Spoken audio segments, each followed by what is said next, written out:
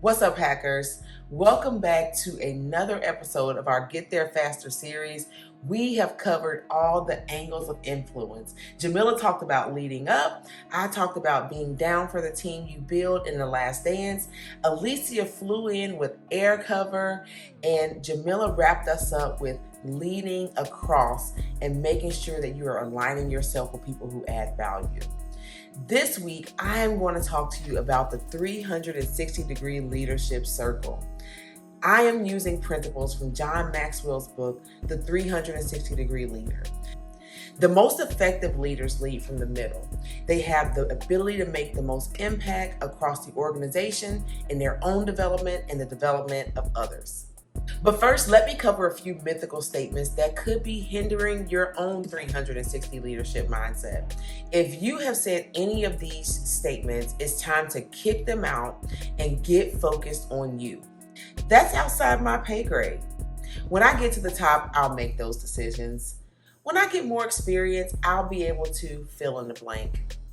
That's just the way it is. Things will never change. Listen, Tupac didn't ask you to co-write his song for him. And statements like these are limiting beliefs that will prevent you from elevating yourself and others collectively.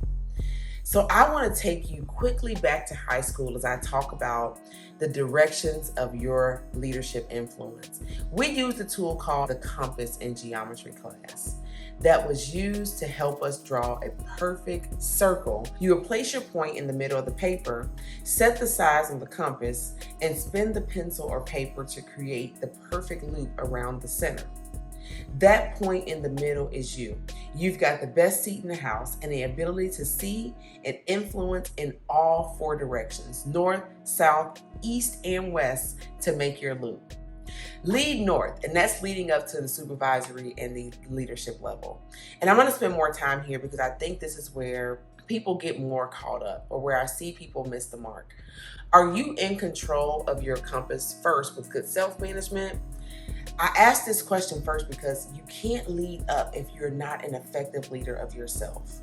Effective leaders in the middle manage their own energy levels, their thought processes, their conversations, their careers, and even their personal lives. In the process of leading up, leaders must understand that they cannot lead themselves. Others will not follow, respect, or partner with them. You want your boss to be able to rely on you, not only just to do your job well, but to be a problem solver on the team. Can your boss rely on you to lighten their load? Don't think of it as lightening the load just to take something off someone else's plate to add on yours. You're doing so knowing that you're either upskilling yourself in the process or you are opening up a door for them to be able to help you in the future. You're creating space for reciprocity. Make sure your actions and motives have you singing "Say My Name" to your leaders in your Alicia and Destiny's Child voice. Leading east and west, and this is where you are leading across boundaries, laterally helping your peers and your business partners win. Reciprocity comes to play here as well too.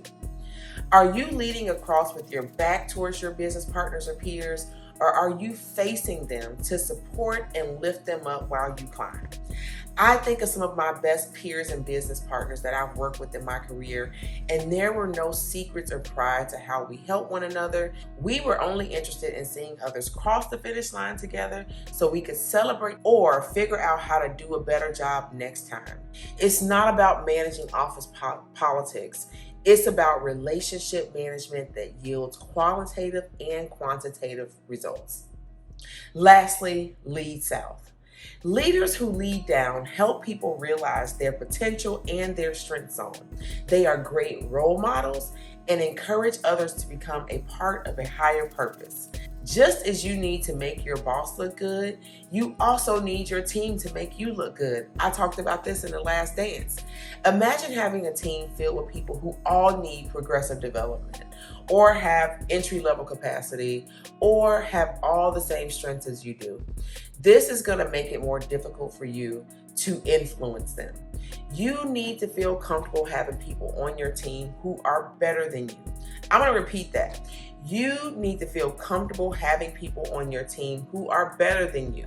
Having people on your team with a strength zone that is completely different than yours is necessary for a team to grow. So I end with the same principle that I started with. Self-management is key.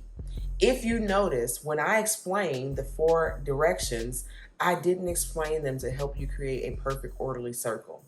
But the element that stayed the same, that and remained constant on your compass, was you in the middle, the manager with the best vantage point to be able to lead and influence north, south, east, and west, covering all levels.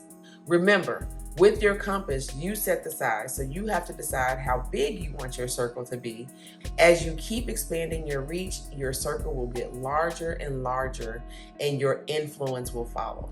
Your circle will get larger and larger, and your influence will follow. Thank you for listening.